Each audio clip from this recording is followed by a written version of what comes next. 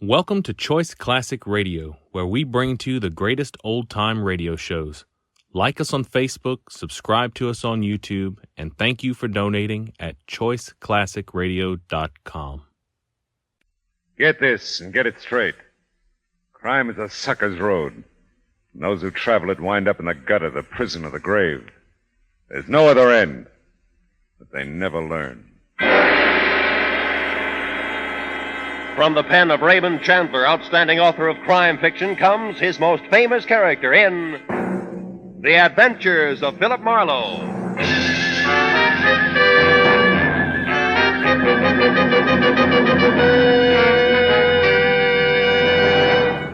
Now, with Gerald Moore starred as Philip Marlowe, we bring you tonight's exciting story, The Good Neighbor Policy.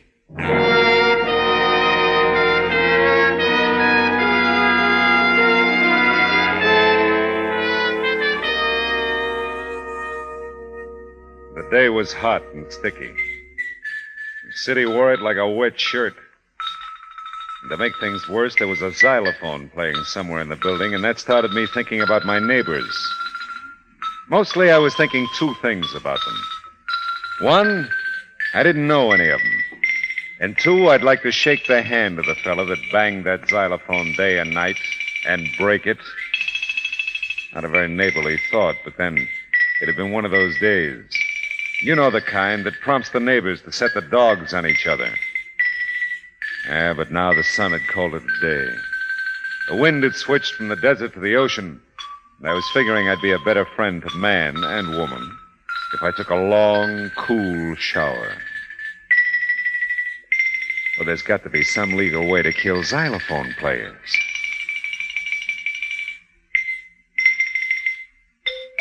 Oh, no, big finish yet.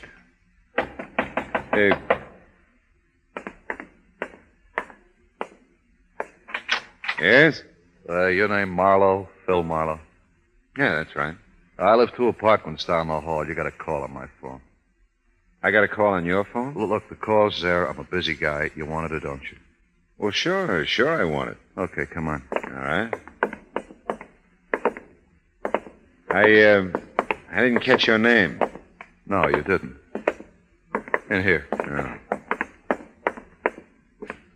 Phone's over there on the desk. Snap it up, will you? Yeah, sure. Regular charmer, this fella. Hello. Phil, it's Ann. Oh, hiya, honey. Something must be wrong with your phone. I keep dialing your number and getting a very unpleasant little man. Yeah, he's not so little. What's on your mind? Oh, it's out tonight, Phil. Oh, no. Beanie sprained her ankle a little while ago, and I'll have to fill in for her at the hospital tonight. That does it. What? Nothing. We'll do it again, huh? Soon, I hope, Phil. Call me tomorrow? Yeah, sure. Goodbye, honey. Bye, Phil. The lady says she keeps dialing my number and getting you. I'll report it. Yeah, why don't you? That's what I said. Oh, packing for a trip? In between phone calls for you, yeah. Look, it's only been one, and I said I'm sorry. What do you want, blood? Leave. Thanks, neighbor.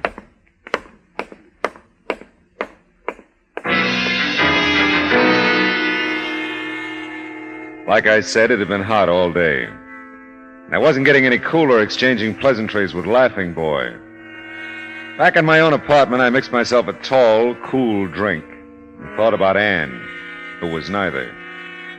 I just about decided on that shower again when I remembered about calling the phone company. I reached for the phone, and just as I did... Hello? Art, this is Rena. Listen, Ernie's crossed us. I can't talk now. I'll pick you up in 10 minutes. We'll clear out alone. Hey, look, 10 minutes, Art. Be ready. Sure. Yeah, I'll be ready, baby.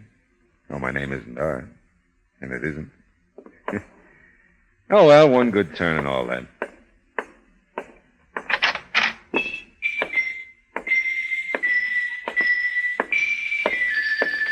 Oh, no.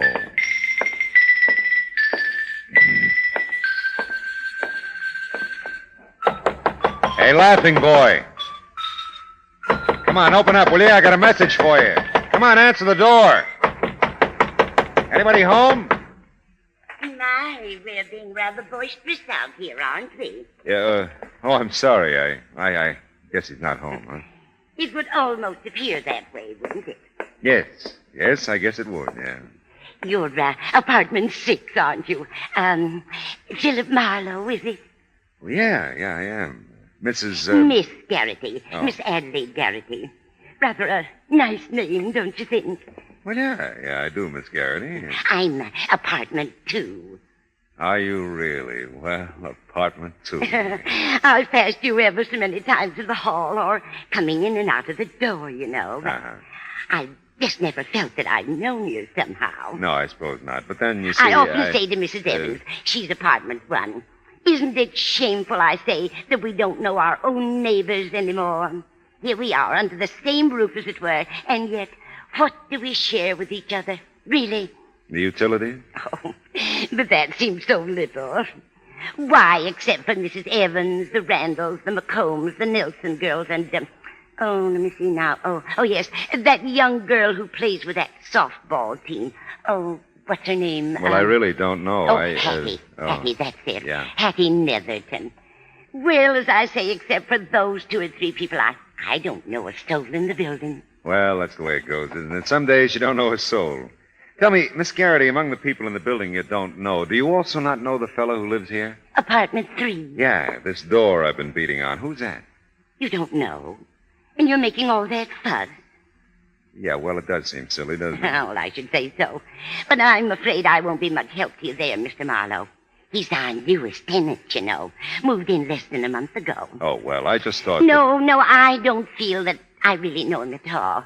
He's rather a tall young man, brown hair, quite nice eyes, I've always thought. Oh, that sounds like my I phone. never see anyone with him, though. Something's a lone wolf type, I guess. Yeah, well, look, thanks, Miss Garrity, but my and phone now is... that I think of it, I have seen someone come in with him. Can I catch up to you again, Miss But Garrity? whether That it was call- man, woman, or child, I really couldn't honestly say. Mostly Mr. Minter keeps to Mr. himself. Minter, huh? Well, thank you, and good night, Miss Garrity. Well, find out.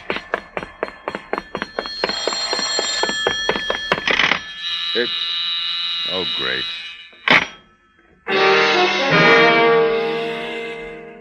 Whoever it was, it hung up while Adelaide Garrity was telling me all she didn't know about the man named Minter. On the call before, someone named Rena had called him Art. Could be my unfriendly neighbor in apartment 3 was Art Minter. Yeah, well, that's pretty simple. Left me nowhere. Then there was Rena's message. Ernie's crossed us. I'll pick you up in 10 minutes. We'll clear out alone. Not exactly social conversation. I had a hunch about the phone call mix-up, but before I began to build a case about it, I called the chief operator at the phone company. Chief operator. Yeah, well, we've got a friendly little wager going here, operator. Will you settle an argument for us? I'll try, sir. Good. Is it possible for 2 telephone wires to get crossed in some way so that I could dial one number correctly and actually get the other number? Yes, sir. That is possible. Uh-huh.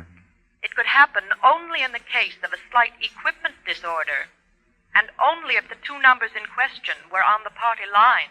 Well, in other words, by dialing my number correctly, you get the person on my party line, and by dialing his number correctly, you get me. Is that it? That's right, sir. Would you like to report such a difficulty? No, thanks. Like I said, I just wanted you to settle a little argument for us. Thanks very much. Not at all, sir. Well, now I knew that much. Neighbor Minter and I were on a party line, and the strange switch in calls was legitimate. Now, I'd gone this far with the thing, I decided to leave the wires crossed for a while, just for laughs. And I looked at my watch.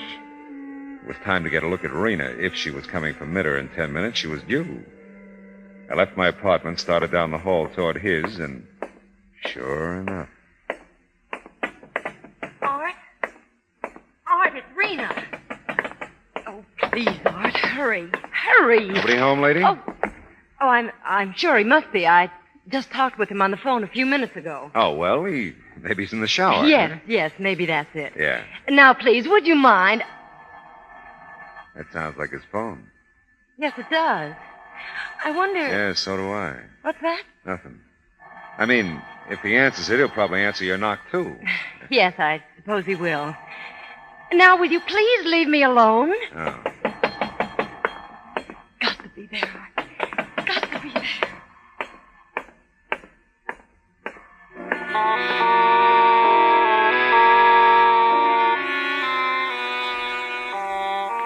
phone ringing in Art's apartment was far more frustrating to me than it was to Rena. I knew darn well the call was really for me. I opened the front door out of the welcome freshness of the evening breeze and the scent of night-blooming jasmine. By the time I'd inhaled a little of both and walked out to the end of the sidewalk, Rena suddenly barged out of the building, looked desperately up and down the street, and then headed toward a car parked across the way. And her car had an Arizona license. In a minute, she drove away.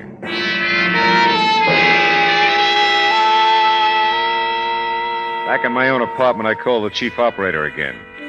Only this time I leveled with her about the crossed wires on my party line. After that, I took a shower and decided to end a dull day by putting in some sack time. The last conscious thought I had was Rena's urgent voice on the phone. Ernie's crossed us. I can't talk now. I'll pick you up in 10 minutes. We're clear on load. I still didn't get it.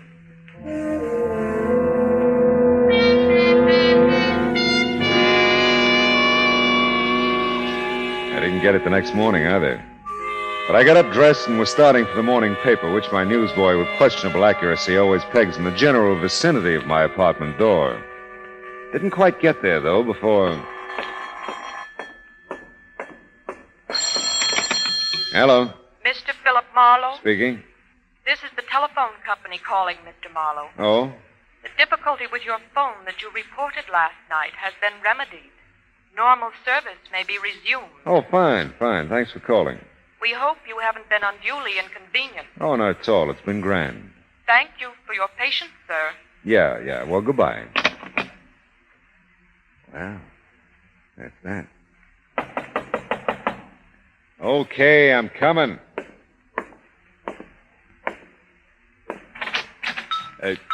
Oh.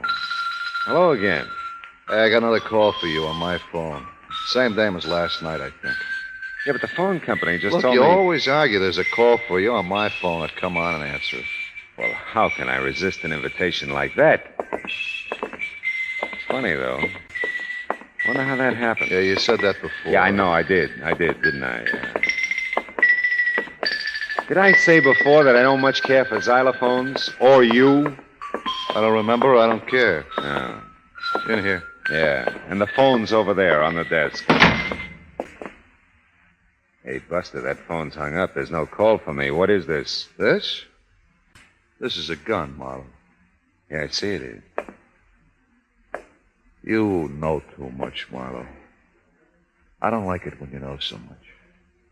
So finish.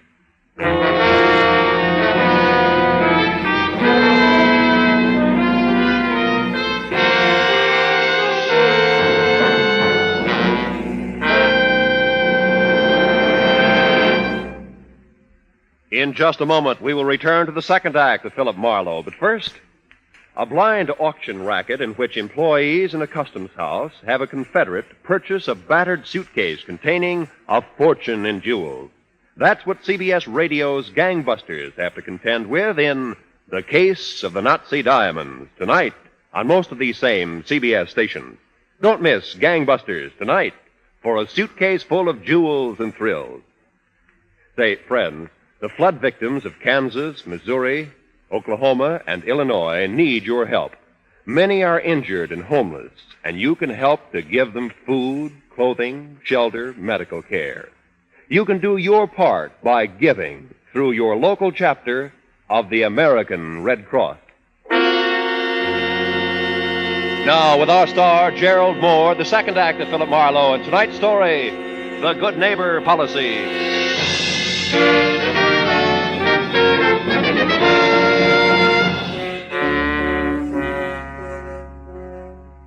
Mitter's quite nice eyes, as Adelaide Garrity had described them, were as cold and deadly as the automatic he rammed into my stomach. It was the first time I'd gotten a really close look at him. This one was too close for comfort. I had to keep looking at him, though. I knew that if I glanced away, blinked an eye, or made anything resembling a key move, he'd blast me to kingdom come. A little ahead of my time. He was dead wrong on one score, though. You got my call from Marina last night. You know too much. How can I know too much? I don't know anything. Now, look, Minter. When I saw you last night, you didn't know my name. You've been asking questions around, huh? Yeah. Well, so have I. Come on, Gumshoe. We're going to take a little walk. Now, look, kid, you're all wrong. And after we take that little walk, we're going to take a little ride. You can tell me all about how wrong I am as long as you can talk. Get going. Okay.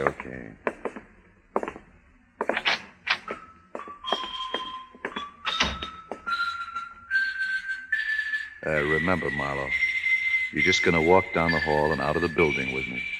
No funny stuff. This gun staying right in your back. I see what you mean.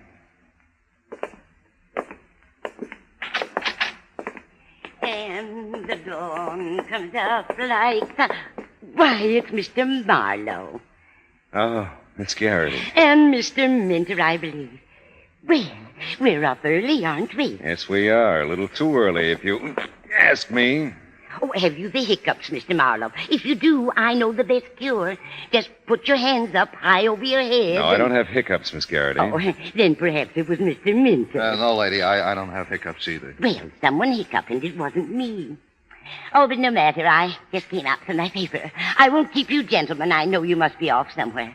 And it's such a lovely morning. I don't believe it's as warm today, do you? Seems warmer to me somehow. No, I don't believe it is. Do you, Mr. Minter? Look, lady, we're in a hurry. Well, I'm sure I'm not keeping you. I must say I was just trying to do the neighborly thing, that's all. Yeah, I was saying to Mrs. Evans just the other day, what happened to the old-fashioned good neighbor policy? Look, lady. And this little incident this morning is certainly answer enough for me. It's gone. That's where it is. Gone. Get moving, Marlowe. Miss Garrity, you're the one who plays that delightful xylophone. Why, Marlowe, yes, but... Oh, you can see it from the doorway here. Yeah. Oh, dear. Well, I'm so glad you enjoy it, Mr. Marlowe. Oh, I do. I wanted to tell me, would you... Oh, I know it's a lot to ask. Play something for you. Yes. Mr. Marlowe, come in. You make one move for her door. I'm going to kill her, too, Minter? She's right in front of me. Well, come in, gentlemen. Or aren't you a music lover, Mr. Minter? Oh, yeah, sure I am. It's just that I'm Let me get your paper for you, Miss Garrity. Get inside your apartment, Miss Garrity, quick. Oh. Not this time you won't, Minter. Stay over along that wall, Miss Garrity. Don't get near the door. Well, what on earth possessed you, Mr. Marlowe? Why, you struck him in the face with my paper. Yeah, I did. Wait a minute. Shh. Can you see the street from your windows, Miss Garrity? Yes, but... Oh. Here's your paper. Sorry, it's wrinkled. Oh, thanks very much. Well, I'm afraid I still don't understand your behavior, Mr. Marlowe. Yeah, he beat it, all right. He'll get lost in that traffic in no time. What will Mr. Minter think? You're striking him that way. Well, I've got a mean streak. Hey, wait a minute. Let me see that headline. Well, I'm sure I don't know what's in it. If you remember, I haven't had Will a you let me chance to see it a read minute, the please? Well, Oh, yeah. Man murdered in investment holdup. Ernest Toland, 38, employee at Hinshaw Investment Company, was found shot to death when the company opened its doors this morning. Upwards of $50,000 in cash and securities were missing from the safe.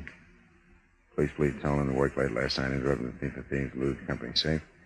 Officials say police were attempting to locate Toland's widow, Mrs. Rena Toland, whom neighbors saw leaving the house with a suitcase. Wow! Ernie and Rena.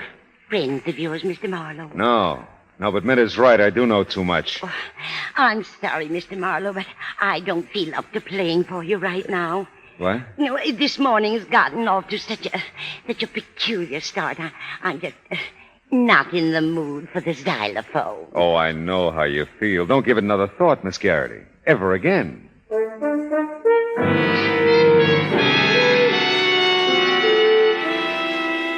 I called the landlady when I got back to my own apartment to see if she knew anything about Minter, like where he worked. She was good enough to be out of town. I even went back to Miss Garrity's, but she'd already hit the trail to share the morning's excitement with any of a dozen people, including probably that girl who played with the softball team. But old Mr. McWilliams, the janitor, was bringing up the morning mail.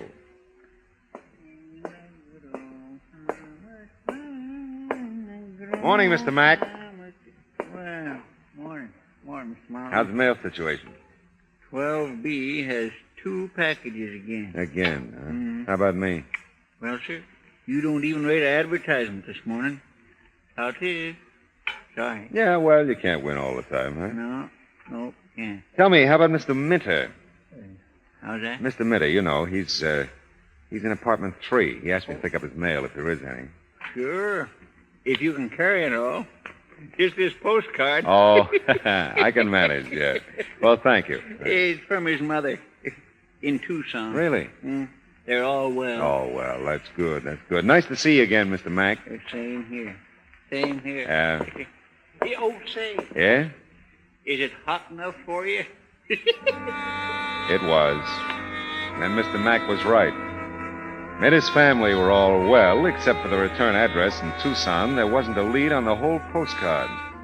But who puts leads on postcards? I took the card back to the apartment with me and called a questionable character I knew in Tucson and told him to find out all he could about Art Minter, quick. Then I remembered about Rena's car having an Arizona license and asked him to check her. Yeah, and Ernest Tolan, too. Called back in an hour. Well, he's got no record, Marlowe. This Minter guy asked me to check on. Oh, only get this. What? About a year ago, he gets divorced by his wife. You hear? Yeah, go ahead. And right away, she hops over to Mexico with this Tolan fella you ask about and marries him. Rena did? Wait a minute. I got it written down here, so. Yeah, Rena, that's her name. Good. Now, Tolan was with an investment outfit here in Arizona. Yeah. Yeah, but he transferred to L.A. a month ago. Yeah, that checks. What about Minter? Find out where if he works here, will you? If he does, that is. Oh, yeah, Marlowe, listen, this'll rock you. What? He works at the Hollywood Library. Hollywood Library? Honest, his old lady told me. It rocked me, all right. The whole thing did. Ernest Tolan, now dead, had been set up as a pigeon a year ago back in Arizona.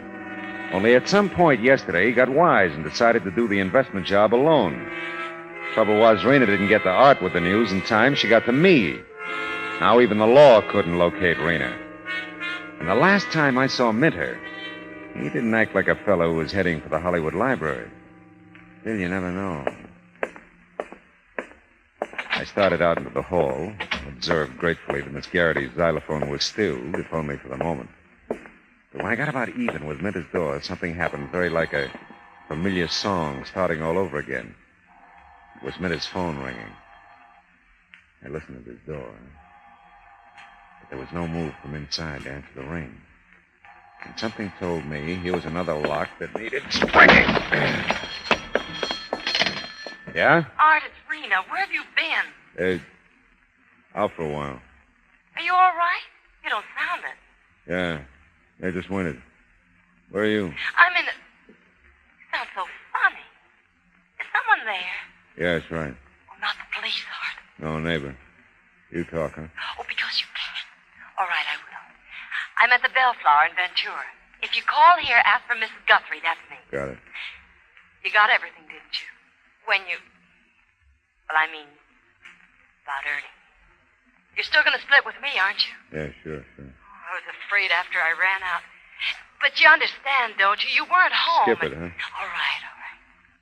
Art, you get off work at 4, don't you? Nothing's happened about that. 4, yeah.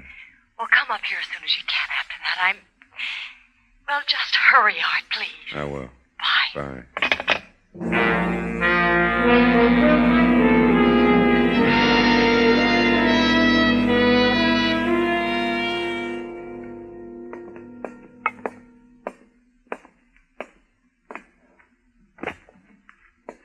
Excuse me, but can you... Please, not so loud. You. Lost my head, I'm sorry. Can you tell me where I can find Mr. Minter, please? Mr. Arthur Minter? Yeah. Oh, he's in the stacks on the mezzanine. That stair ahead. Thank you very much. Not at all. And walk as quietly as you can, please. People are reading. Wouldn't disturb him for the world.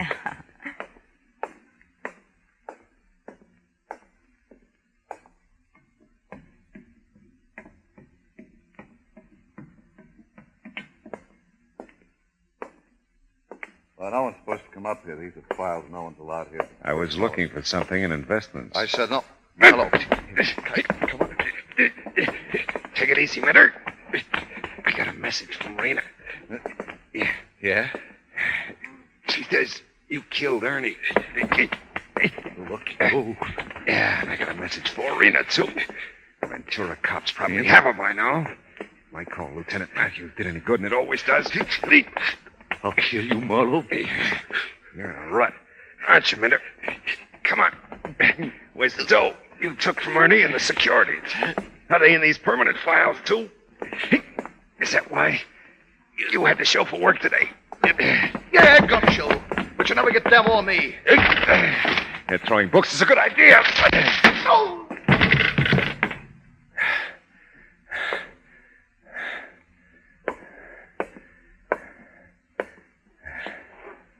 Well, this boy's really out. Yeah. Lot to be said for heavy reading.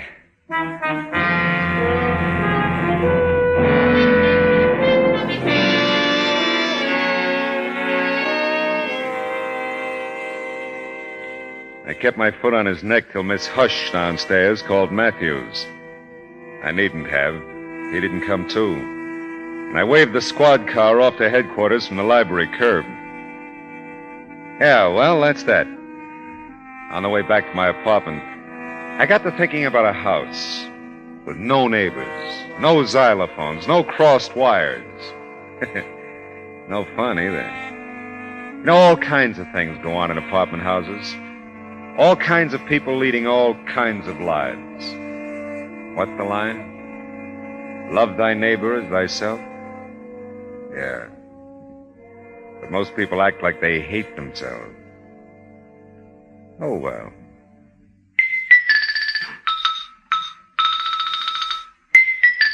There's got to be some legal way to kill xylophone players.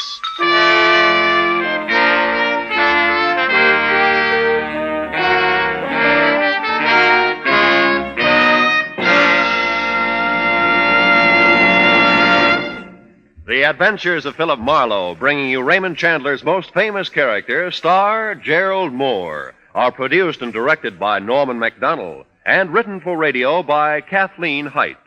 Featured in the cast were Hy Averback as Art Minter and Jane Morgan as Miss Garrity, with Vivi Janis as Anne, Dora Singleton as Rena, Parley Bear as old Mr. McWilliams, and Gene Bates as the chief telephone operator.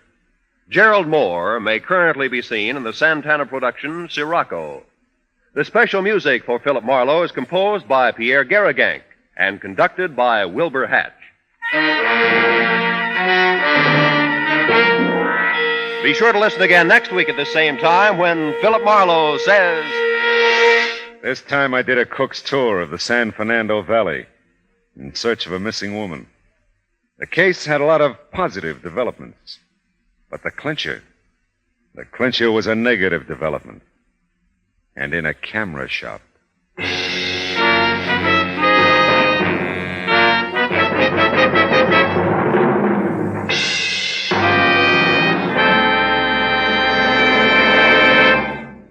There's fine musical listening on CBS Radio tomorrow.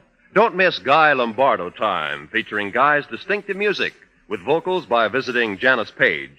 The program comes from Norfolk Naval Base, where Guy Lombardo Time entertains the Navy. Also on tap tomorrow night over most of these same CBS stations is CBS Radio's Mario Lanza Show, with Mario and musical company offering a special program of Jerome Kern favorites. This is Roy Rowan speaking.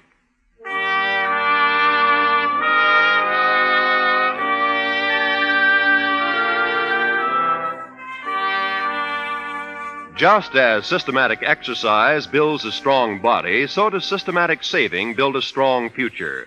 Save systematically for your future and for your country's future with United States defense bonds. There's no safer investment in the world. Defense bonds are guaranteed by your government.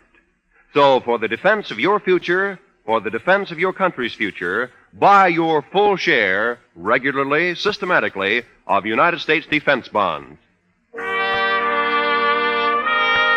This is the CBS Radio Network.